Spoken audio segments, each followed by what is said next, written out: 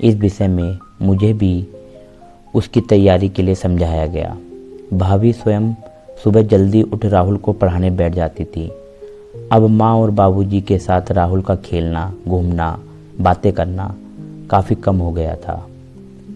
राहुल एक दिन वह माँ बाबूजी के सामने ही मोहल्ले के बच्चों के साथ खेलने लगा। भाभी गुस्से में आई, बाबूजी को भला बुरा कहने लगी। आप राहुल की ज़िंदगी को बर्बाद करके छोड़ेंगे।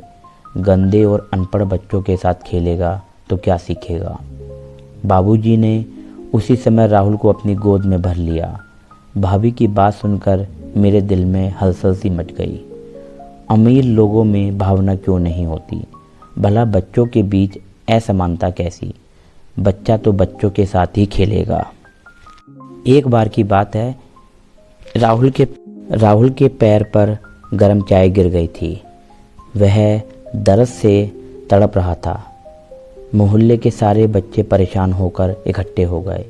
तरह तरह की दवाई, तरह तरह के सुझाव देने लगे। बच्चे तो राहुल को छोड़कर जाने को तैयार ही नहीं थे।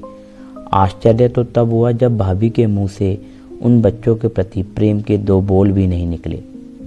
वह उनकी भावनाओं के साथ, उमड़ते हुए प्यार के साथ तालमेल नहीं बैठा पा रही थी। लेकिन क्या करें, भाभी के संस्कार। वह अभावों की परिभाषा से बेखबर राहुल को अपने भाइयों के बच्चों की तरह ढालना चाहती थी।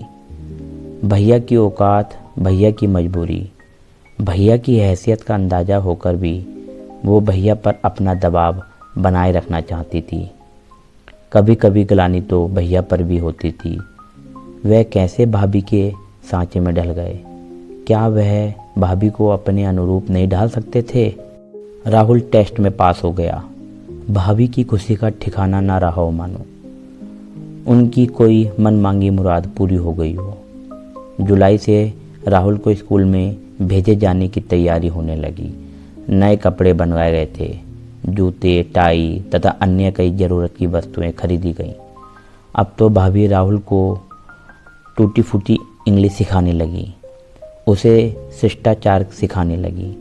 भाभी राहुल को जल्दी उठा देती थी। बेटा, देखा नहीं तुम्हारे मामा के बच्चे कैसे अपना काम स्वयं करते हैं? तुम्हें भी अपना काम स्वयं करना चाहिए। थोड़ा चुस्त बनो। भाभी उस नन्ही सी जान को चुस्त बनाना सिखा रही थी, जिसे खुद चुस्त का अर्थ मालूम नहीं था। माँ और बाबूजी राहुल से अलग होने की बात सोच सोच कर अंदर ही अंदर विचलित हो रहे थे। आखिर राहुल